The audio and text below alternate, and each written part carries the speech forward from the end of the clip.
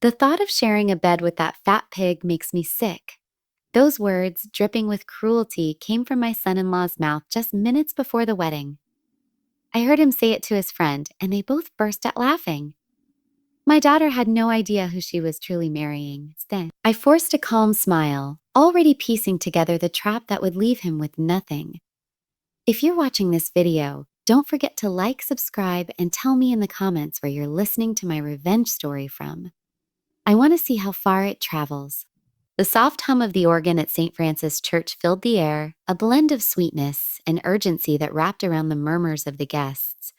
Today was Emily's day, my beloved daughter, the little girl I'd spent my life protecting. I stood among relatives, smiling politely at their congratulations before slipping away to the back hallway for a breath of air. The corridor was silent, my steps echoing faintly against the stone floor. A cool breeze carried the faint scent of dry grass from the fields outside. Then, laughter. Sharp, vulgar, and close. I froze. The door to the groom's preparation room was slightly open, and Ben's voice, arrogant, mocking, cut through the stillness. I didn't mean to listen, but my body refused to move. A chill of dread ran down my spine as I pressed against the wall. Ben's tone dropped, low and venomous. But just thinking about tonight, having to sleep with that fat pig already makes me sick. The men inside roared with laughter. My blood turned to ice. Fat pig, he meant Emily. My sweet, beautiful girl, radiant and kind. My heart clenched as if someone had gripped it in their fist. Another man chuckled cruelly. Well, at least you're getting the mother-in-law's fortune. Ben's cold laugh followed. Of course, I'll endure it for the money. Each word stabbed deeper. Chestnut Grove, the land my parents and I had built and preserved with a lifetime of sweat, was nothing more than a payday to him. Someone added mockingly, "You'll probably need a bottle of whiskey on the wedding night to get through it." More laughter. My hand tightened around the rosewood rosary, the smooth beads digging into my skin. I'd prayed with them countless times, but this time no prayer could quiet the rage in my chest. I wanted to storm in there, tear away his mask, and shout his filth to the world, but I couldn't. Not yet, not yet. For Emily's sake, I forced myself to walk away, my legs trembling beneath me. A guest nearly bumped into me, her eyes narrowing at my pale face. Mrs. Audrey, are you okay?" she asked, concern laced with curiosity.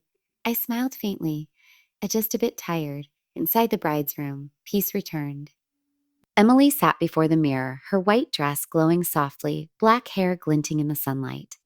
She looked like an angel, so innocent, so full of hope, completely unaware of the betrayal waiting at the altar. The makeup artist was carefully applying blush to her cheeks while Laura, Emily's best friend, gently blotted the sweat from her forehead with a tissue. Looking at Emily, I saw myself 30 years ago on my wedding day with my late husband, but now the joy of that day had been replaced by an indescribable pain.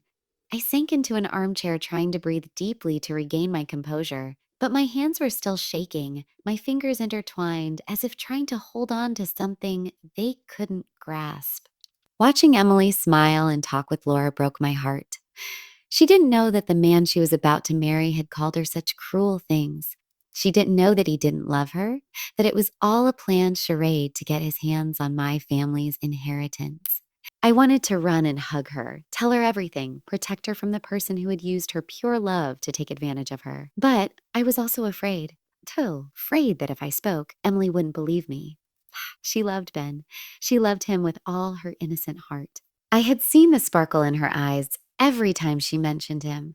I had seen how she laughed with excitement when she got a message from him. How could I shatter her dream on the most important day of her life? But how could I remain silent when I had heard those cruel words with my own ears? The only thought that stuck in my mind was a firm command like an oath. I must protect my daughter no matter the cost. I took a deep breath, trying to contain the trembling in my chest, and then looked at the makeup artist and bridesmaids surrounding Emily. Could you all step out for a moment? Please, tease. My voice tried to sound serene, though inside I was a raging sea. I have something private to discuss with Emily.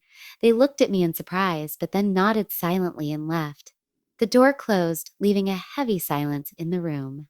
Only Emily, my dear daughter Laura, the friend she had always considered a sister, and I remained.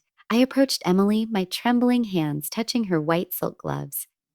Her clear eyes looked at me with trust and innocence. as if she still saw the mother she always turned to for comfort. But today I knew I was about to break her heart. I squeezed Emily's hand tightly, feeling the softness of her skin through the silk. "Emily, listen to me." I began, my voice trembling, but trying to sound firm. "I just heard something I can't keep to myself. But the man you're about to marry said horrible things about you." A lump formed in my throat, but I forced myself to continue. He called you a fat pig, Emily. He said he's only marrying you for the Chestnut Grove estate for the money. He doesn't love you." Emily's eyes widened. The light in them instantly extinguished. Her lips trembled and her fingers tightened in my hand as if clinging to the hope that I was mistaken. "That can't be." Emily shook her head, her voice weak, almost a whisper. "Mom, you must have misheard. He's not like that. He loves me, Mom. He always tells me I'm beautiful. He's always there for me whenever I feel insecure about myself."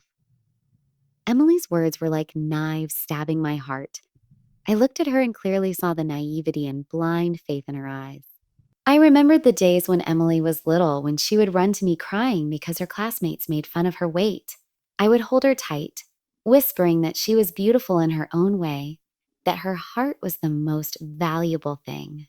And now my daughter was trusting a man who had lied, who had used her insecurity to manipulate her.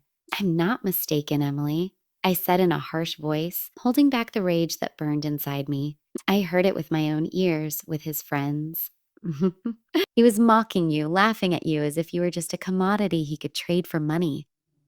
Emily burst into tears. Hot tears streamed down her cheeks, smudging the makeup the artist had so carefully applied. She shook her head forcefully, her hair adorned with flowers swaying with each sob. "No, Mom, you don't understand. He's helped me so much. I've always been insecure about my appearance, you know that, but Ben, he makes me feel worthy. He says he loves me for who I really am." Emily's voice broke as if she were trying to convince herself more than me. I drowned in my own pain, my heart squeezed tight. I wanted to hug her to dry her tears, but I knew that in that moment only the truth could save her. "Honey, I know you love him," I said, softening my tone, but remaining firm. But a man who truly loves you would never call you that. He doesn't deserve you, Emily. You can't give your life to someone like that." Before I could continue, Laura, who had been silent until then, spoke up. Her tone was soft but sharp as a knife hidden under velvet. "Aunt Audrey, I think there's a misunderstanding here," Laura said, stepping closer to place a hand on Emily's shoulder as if to protect her from me. "I've been by Emily's side this whole time, and I've seen that Ben truly loves her. He always takes care of her. But to me, it was all a ridiculous farce, a stage scene to hide the disgusting truth I had witnessed. I stood silently in a corner, a glass of lukewarm orange juice in my hands, my eyes fixed on Ben. He moved from table to table, a perfect smile on his face, shaking hands, raising his glass for toasts, playing the role of a successful young businessman and a loving husband perfectly. No one watching him could suspect that behind that flawless facade hid a cruel and ambitious soul. I took a deep breath, trying to gather the courage to approach Emily. She was with some friends. Her white wedding dress glowed under the lights. Her smile was still radiant, but I could see the fatigue in her eyes. I wanted to pull her aside for a moment to tell her I was still there, that I wouldn't give up on protecting her. But before I could take a step, Laura appeared as quick as a shadow. She clung to Emily's arm and pulled her away with a fake conciliatory smile. "Aunt Audrey let Emily enjoy her day," Laura said in a sweet but sharp voice, like a warning. "Don't make her worry anymore, okay?" I froze as if I'd been slapped. Her words were an invisible wall pushing me away from my daughter. I could only nod, press my lips together, and return to my seat, my heart as heavy as lead. Just a few days after the wedding, when the glow of the celebration had faded, a cruel rumor began to spread throughout our town. I first heard it at the local market, where I always bought vegetables and spices. Even the homemaker's women I had seen for years started whispering behind my back when I passed. "That Mrs. Chestnut is so difficult," one said loud enough for me to hear. "You're right. With so many demands, no wonder she scared off all her daughter's suitors." Another laughed dismissively. "They say she even made things up to ruin her own daughter's wedding just because she didn't want to lose her." I stopped by a stall of dried chilies, gripping the handle of my basket tightly, feeling my blood boil. I wanted to turn around, confront them, scream that it wasn't a lie, that all I wanted was to protect my daughter, but I didn't. I just lowered my head and hurried out of the market, feeling like the entire town was watching me with contempt. The worst part was returning to the Chestnut Ranch where I had lived my whole life, where I had poured my sweat and tears to maintain the family legacy. Ew, sir. The neighborhood kids whom I used to give candy to at parties would run past the gate and shout, "Fat pig, fat pig." They were the same words Ben had said in the prep room, now repeated by childish voices, sharp as blades. I stood frozen at the entrance, watching the children run away as their laughter echoed in the twilight. In that moment, I understood. It had all gone too far. Ben not only didn't deny his insults, but he turned them into a cruel joke to humiliate me, to paint me as a selfish and overbearing mother in everyone's eyes. But what broke my heart the most was thinking about who had leaked that information. It could only be Laura. I remembered her triumphant look in the bride's room, the way she sided with Ben, the way she convinced Emily that I was wrong. Laura, whom I once considered a second daughter, whom I welcomed into my home with whom I shared family meals, was now betraying me, betraying Emily. I felt as if the ground had opened up beneath my feet, as if all the trust I ever had in people's goodness had vanished. One evening, I decided to visit Emily's house unannounced. I drove through the familiar streets, my heart heavy with the hope of seeing my daughter, of talking to her like we used to. But as I entered the living room of their new house, I saw Laura sitting there calmly sipping a glass of red wine, chatting confidently with Ben. They were laughing, talking as if they shared a secret I had no right to. Seeing me, Laura immediately stood up and moved to block my path with a forced smile. "Hello, Mrs. Audrey," she said with a haughty tone, as if I were an unwelcome guest. "Emily is resting. She's feeling a bit tired. Don't bother her anymore. She needs her peace." I stood frozen. Laura's words were like an iron wall separating me from my daughter. I looked into her eyes, trying to find a trace of the girl I once knew, the one who used to sleep over at my house, who would hug Emily and cry with her on difficult days. But now I only saw a stranger, someone who wanted to force me out of Emily's life. A week after the wedding, I still couldn't shake the feeling of unease that haunted me. Every night, I would lie in the old wooden bed in my room at the ranch, but sleep no longer came as easily as it used to. I knew I couldn't stand by and do nothing. I couldn't let my daughter fall into a whirlwind of lies without a fight. So one late afternoon, as the golden light spilled over the garden in front of Emily's house, I decided to visit her unannounced. Maybe I hoped to find a moment to talk to her to bring her back to me to the truth. I drove along the winding roads that led to Emily's new house, my heart heavy. The house was set in a small garden with meticulously cared for rose bushes, creating a peace that was too perfect to be real. I got out of the car, took a deep breath to calm myself, and knocked on the door. The door opened, and Emily appeared, her hair tied back, her face tired, but with a faint smile when she saw me. "Mom, why didn't you let me know you were coming?" she asked in a soft but slightly uncomfortable tone. I just smiled, trying to hide the tension inside, trying to hide the tension inside. "I just wanted to stop by and see how you are," I replied as I walked into the living room. But as soon as I stepped into the house, I felt something was wrong. Ben was sitting at the desk in the corner with a thick stack of papers in front of him. Emily was beside him, signing page after page, the pen flying quickly over the paper without any hesitation. Not a second to read to think. I frowned, a chill running down my spine. "What are you signing, Emily?" I asked, trying to sound casual, but without taking my eyes off that pile of documents. Ben looked up, the smile on his lips, not reaching his eyes cold and calculating. "It's just some minor paperwork for a subsidiary company, Mom," he said in a voice so smooth it seemed rehearsed. "It's nothing important." I moved closer, trying to look over Emily's shoulder to get a better look at what she was signing. "Why does my son's company need Emily to sign?" I questioned, my voice starting to harden. I wasn't a businesswoman, but I wasn't a fool. The stacks of papers, Ben's evasive attitude, everything made me suspicious. He leaned back in his chair, crossed his arms, and his tone became annoyed. "Spouses are supposed to support each other, Mom," he said, emphasizing the word spouses as if to remind me of my place. "After all, we're a family." I looked at Emily, hoping she would say something, ask a question, but she just glanced at me for a moment, her eyes pleading with me not to escalate the tension. Then she looked down again and continued signing as if the papers were trivial and unimportant. My heart was pounding. The feeling of unease had turned into a burning flame in my chest. I knew I had to do something act before it was too late. Luckily, at that moment, Ben's phone rang. He frowned, got up, and went out to the balcony to take the call, leaving Emily and me alone in the living room.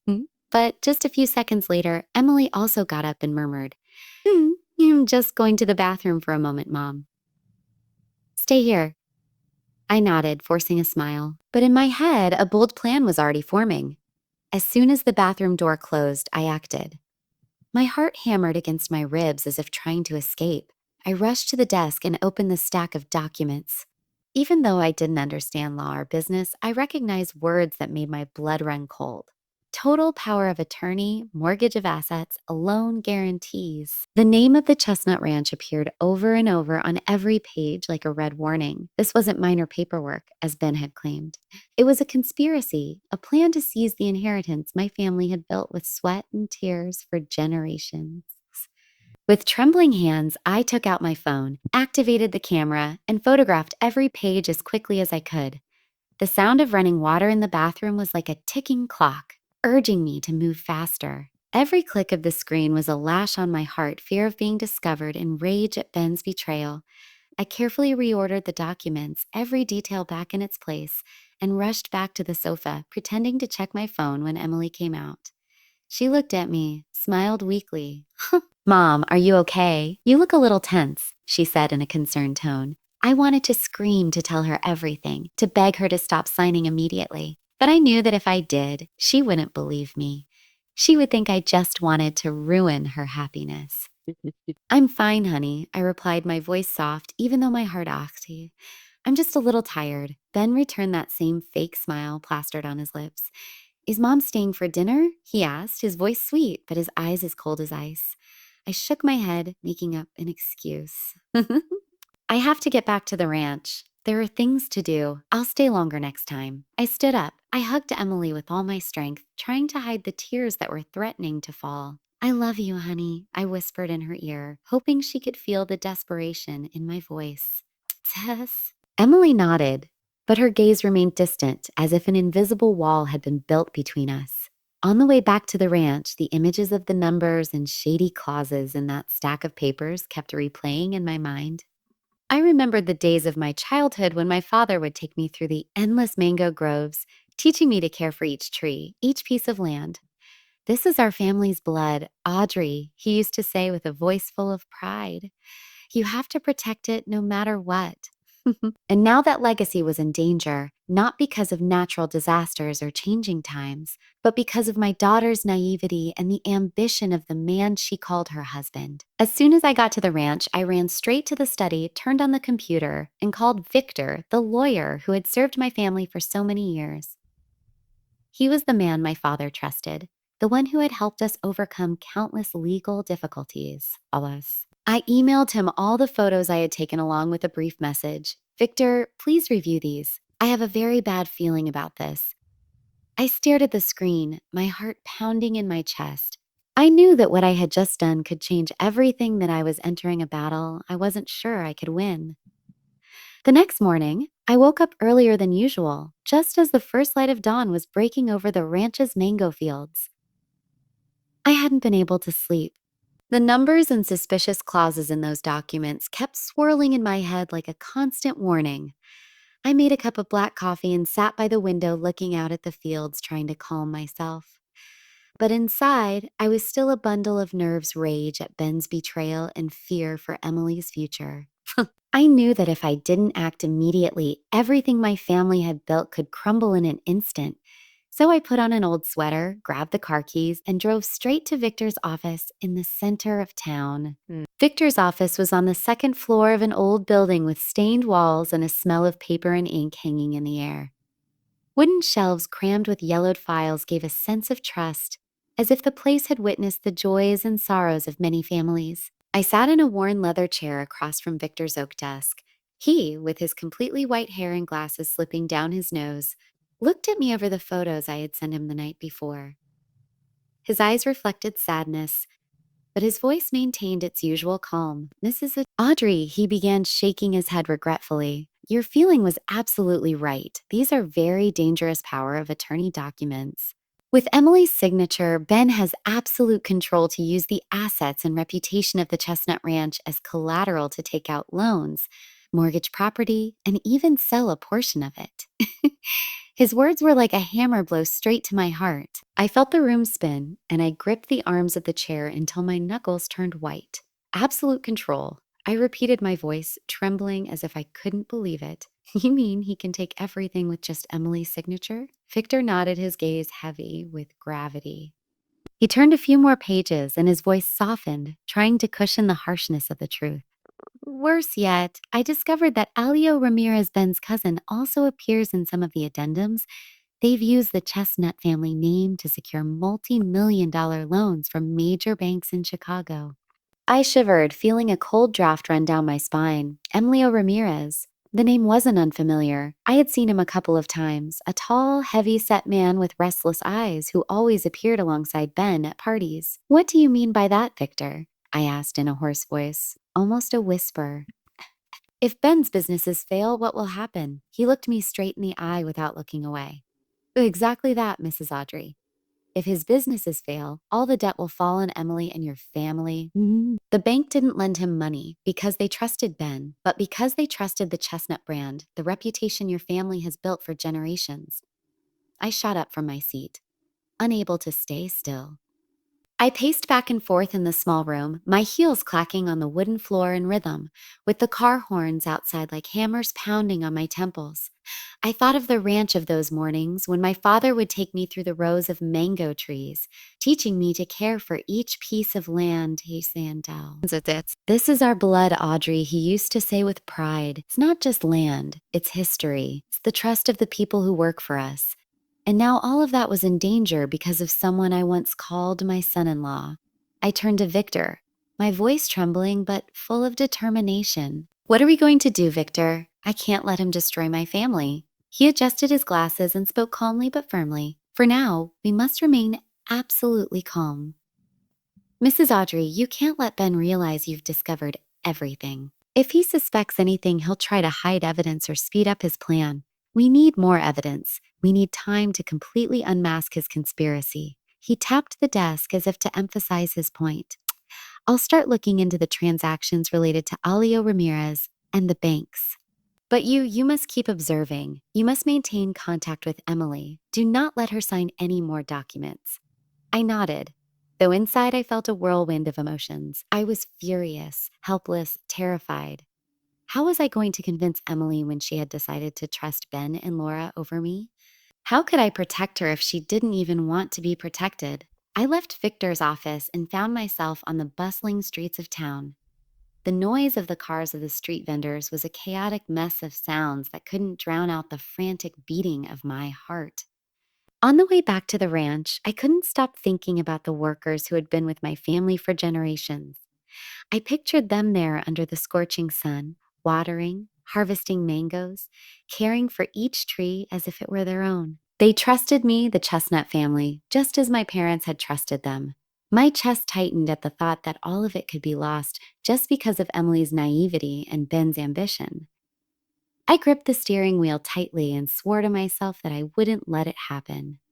The lifelong efforts of my parents and my own were not going to go up in smoke because of a scammer. That night, I tossed and turned in the old wooden bed, the faint moonlight filtering through the gap in the curtains and casting patterns on the ceiling. The wind rustling through the mango trees sounded like whispers of warning keeping me from sleep. The numbers and clauses from the papers I had photographed replayed in my head, a reminder that time was running out. I knew I couldn't rely solely on those photos.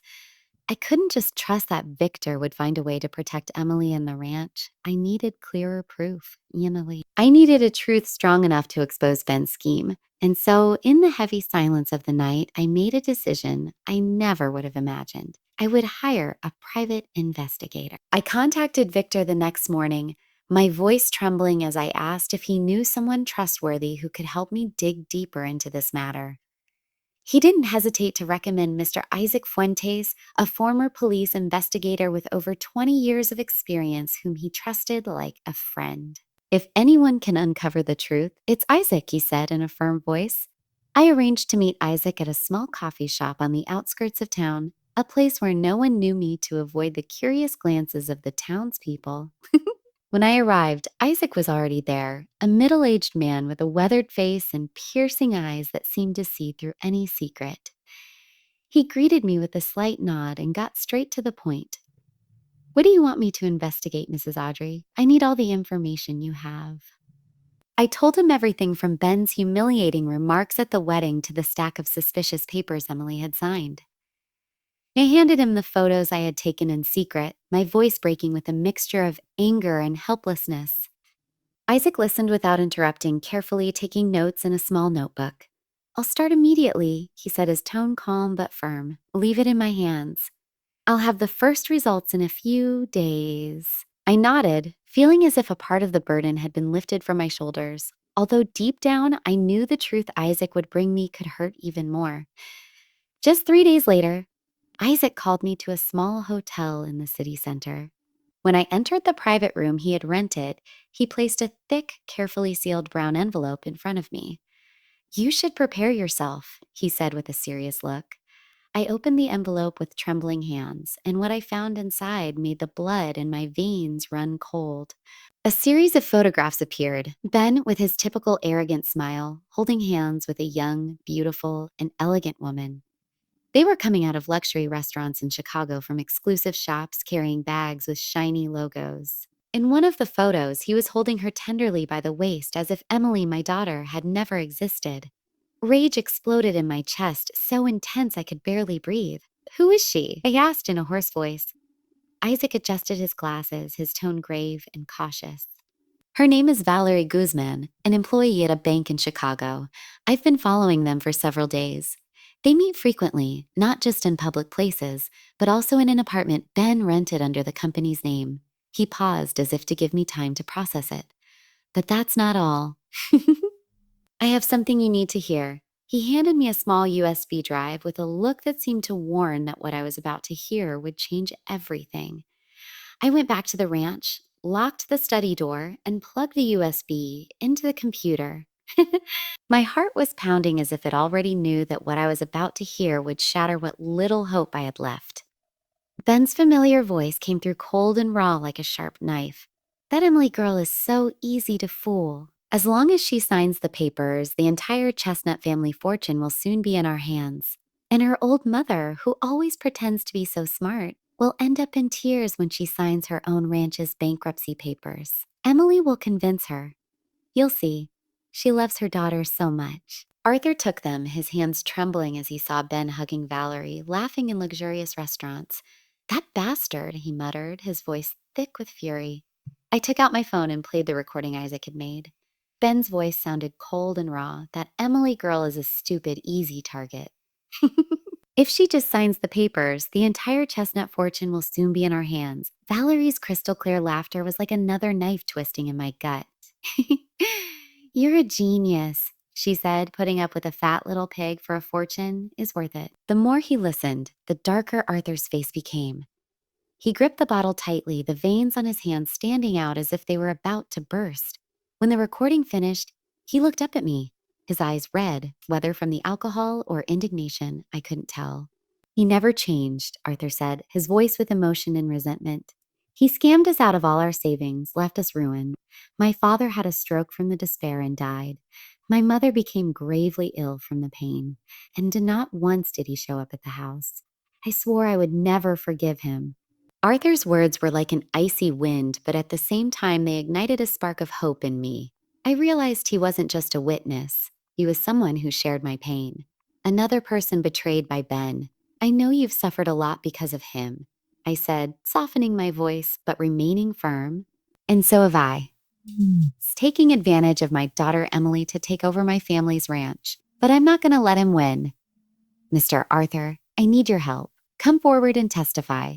Help me bring him to justice. I'm not just doing this to get the property back. More importantly, I'm doing it to save my daughter. Arthur remained silent, his gaze fixed on the beer bottle in front of him. I could see he was waging an internal battle between the pain of the past and his doubt about what I was proposing. The bar suddenly fell silent. Only the distant, sad ranchero music remained. I waited, not daring to press him, but with my heart pounding as if every second that passed was a fleeting opportunity. Finally, Arthur looked up, his eyes now cold and determined. "All right," he said in a firm voice. "I'll tell them everything. I'll help you." I nodded, feeling as if a huge weight had been lifted from my shoulders. "Thank you," I replied, my voice trembling with emotion. "Well, stop him together." Arthur didn't answer, just tilted his head. But in his eyes, I recognized the same determination that was in mine. We two people hurt by the same man had become allies in a relentless battle. With irrefutable evidence in our hands, I felt as if I were wielding a sharp sword ready to cut through all the lies. Victor, with the caution and firmness of an experienced lawyer, filed a lawsuit on my behalf against Ben and his accomplices, including Alio Ramirez, for fraud, embezzlement, and breach of trust. I knew this trial was not just a legal fight, but also a chance to reclaim justice for Emily, for the Chestnut Ranch, and for my own pride. On the day of the trial, I woke up early as dawn was just breaking over the mango fields. I stood in front of the mirror, adjusting the simple white blouse and long skirt I had chosen to project calm, but also firmness. Inside, I was nervous, anxious, as if I were about to enter a battle I didn't know if I could win. But when I thought of Emily, of the innocence in her eyes and Ben's humiliations, I clutched the rosary in my hands and told myself, I have to do this for my daughter. The courtroom of the state of Michigan was packed. It seemed the whole town had come, from the farmhands who had worked on my ranch to the homemakers from the market and the neighbors who used to whisper behind my back. A murmur of curiosity and tension filled the air. I sat in the front row next to Victor, trying to maintain a serene expression, though my heart was pounding in my chest. Ben and Alia walked into the courtroom with their usual arrogant confidence. Ben wore a tailored suit, a smug smile on his face, as if he believed no one could touch him.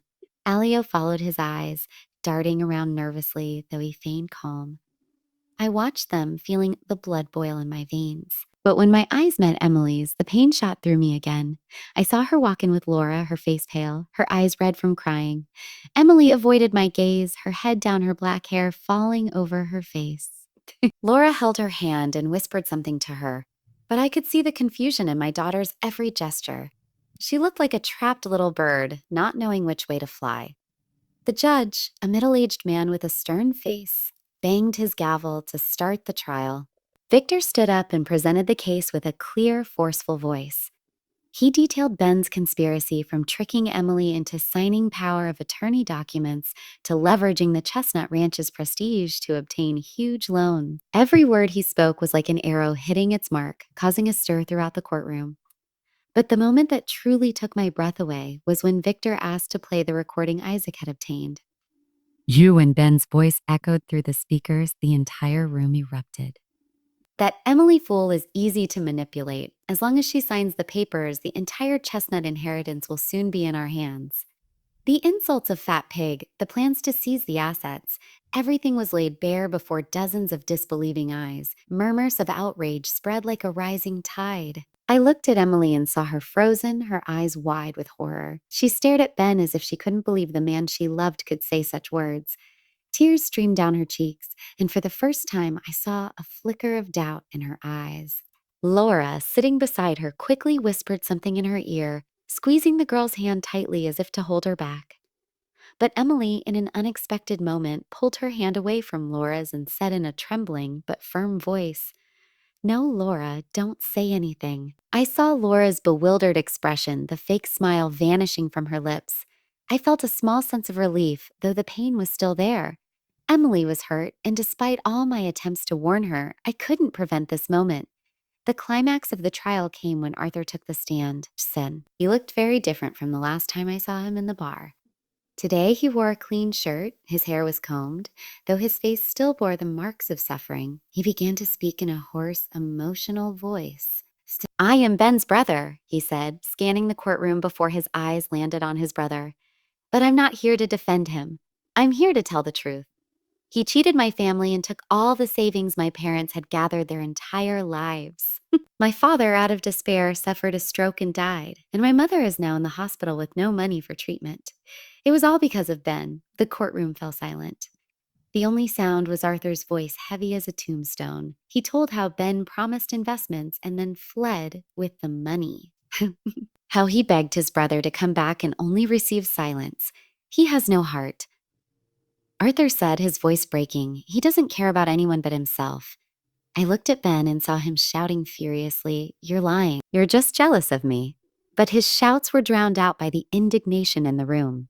For the first time, I saw absolute panic in the eyes of the man who had always believed himself a winner. After the closing arguments, when Victor concluded with a powerful call for justice, a deep silence fell over the courtroom. The judge, with a stern face, scanned the room until his eyes rested on Emily. "Miss Emily Chestnut," he said in a grave, clear voice, "do you have anything you wish to say before the court passes sentence?" The whole room held its breath.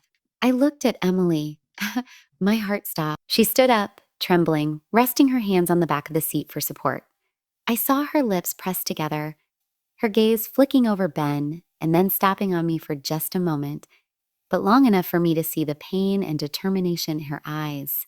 "I was deceived," Emily said, her voice trembling, but full of firmness. "I trusted someone who didn't deserve it. I want a divorce." Her words sounded like thunder reverberating through the silent courtroom.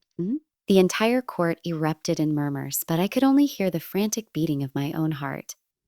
I looked at Ben and saw him jerk his head up, his eyes full of surprise and panic. His face turned pale, as if the life had been drained from him. "Emily, you can't do this," he shouted, his voice cracking, but his words were lost under the sound of the judge's gavel. The judge banged his gavel, demanding silence. He looked at the papers in front of him and delivered the sentence in a cold voice. "The defendant, Ben Ramirez, is found guilty of organized fraud and breach of trust and is sentenced to 7 years in prison. The defendant, Elio Ramirez, as an accomplice, receives a sentence of 3 years in prison." The courtroom erupted again, this time with applause and murmurs of relief. I sat there feeling as if a huge weight had been lifted from my shoulders. But at the same time, my heart ached as I watched Emily bow her head, tears streaming down her face. When the police entered and handcuffed Ben and Elio, I saw him try to turn his head, searching for Emily's gaze, but she wouldn't look at him. The officers escorted them towards the exit, and as the door opened, I saw Valerie Guzman, Ben's mistress, waiting for him in the hallway. Whoa. She stood with her arms crossed in a stunning dress, smiling with contempt. "I want nothing to do with a failure," she said in a sharp voice loud enough for everyone around to hear. "So this is goodbye. You're useless to me now." With that, she turned and walked away, the clicking of her heels on the stone floor echoing like a final declaration. Ben screamed in desperation, but his voice faded as the door closed. I looked at Laura, who was quietly gathering her bag, her head bowed, trying to slip out unnoticed. The scornful gazes of those present of her former neighbors and friends followed her like needles piercing her skin. I felt no satisfaction watching her like this. Instead, a deep sadness washed over me. Laura had been a part of Emily's life. I had welcomed her into my home like a daughter. But now she was nothing but a shadow, someone who chose to be on the wrong side. When the trial ended, I went to Emily. She stood there, her shoulders shaking, her gaze lost. I took her hand and felt how cold her fragile fingers were. "Mom," she whispered, her voice broken, "I'm so sorry I didn't listen to you." I hugged her tightly, letting her cry her heart out on my shoulder. "It's okay, honey," I said, my voice choked. "I'm here. I'll always be here for you." I felt her hot tears soak my clothes. And for the first time in a long time, I felt like my little girl was back, the one who would run to me every time she fell. We walked out of the courthouse hand in hand under a sun so bright it was blinding. Its rays lit up the stone path as if opening a new road for both of us. I looked at Emily and still saw sadness in her eyes, but also a glimmer of relief. "Mom," she said in a soft but firm voice, "I want to go home to the ranch." I nodded, squeezing her hand tightly, feeling like I had gotten a piece of my heart back. A few weeks after the trial, Emily's divorce request was officially approved by the court. I received the news from Victor in a brief call. His voice was soft, but he couldn't hide his joy. "Mrs. Audrey, All the paperwork is complete. Emily is now free, he said. I nodded, though he couldn't see me, feeling as if a great stone had been lifted from my chest. I stood on the porch of the house, looking out at the endless mango fields, and for the first time in many months, I felt a bit of peace. Emily, my daughter, had decided to come back to live at the Chestnut Ranch, her true home, where I had raised her with all my love and hope.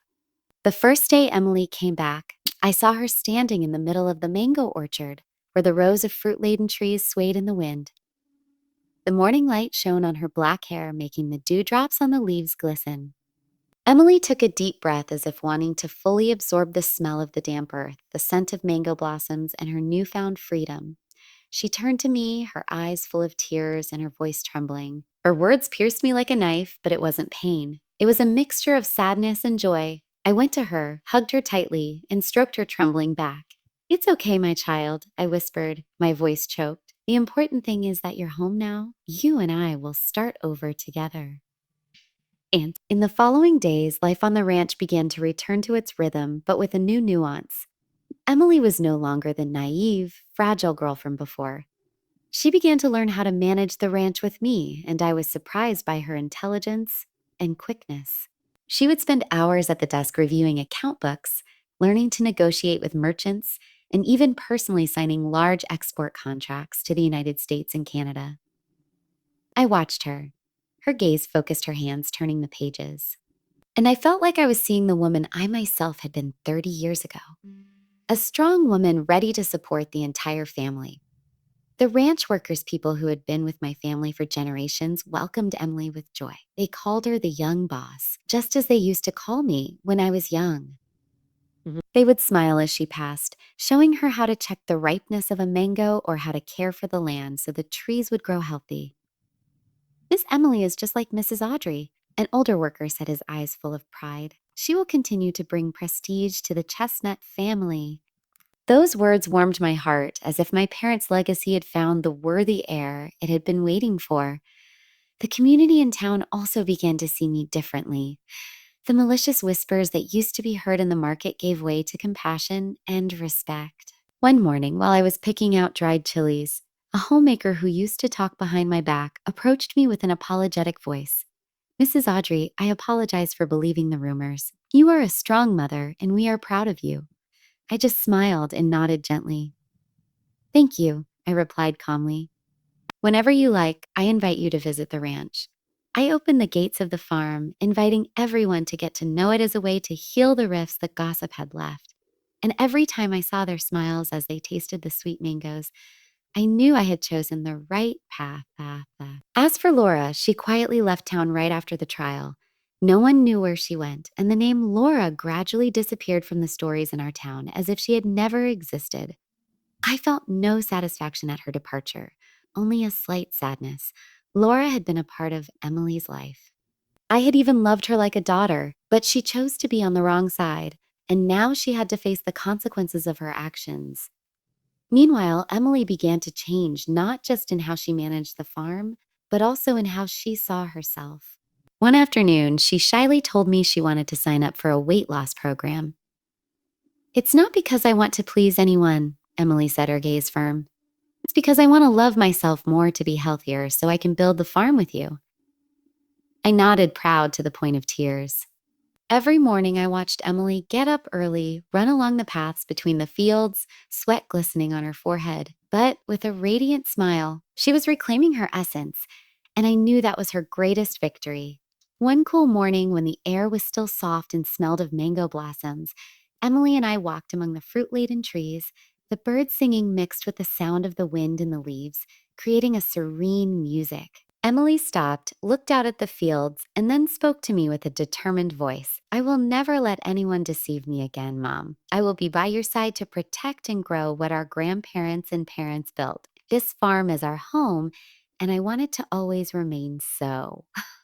I smiled, my heart full of peace and pride. I took her hand and felt the strength in those small fingers. When we returned to the house, I stood on the porch, watching the fields shine under the sun. I thought about the days of pain, the sleepless nights, the moments I thought I would break. But now, with Emily by my side, I knew every sacrifice had been worth it. Justice may come late, but punishment is never absent. And for me, the sweetest revenge wasn't seeing Ben punished or Laura disappear. The sweetest revenge was seeing my daughter regain her freedom, stand up firmly, and move forward with confidence. After all that has happened, the most important message I want to leave with you is this. In life, truth and trust cannot be traded for anything. Perhaps blind love, naivety, or pressure from others may cause us to lose our way, but only with the courage to face the truth can we protect ourselves and those we love. Betrayal can knock us down, but it also forces us to mature to value honesty and sincere love. And most importantly, family, when built on trust and true affection, will always be the place we can return to the support to get up after any fall. The story you have just heard has had names and places changed to protect the identities of those involved. We don't tell it to judge, but in the hope that someone will listen and reflect. How many mothers are suffering in silence within their own homes? I truly wonder, if you were in my shoes, what would you do? Would you choose to remain silent to keep the peace? Or would you dare to face it all to reclaim your voice?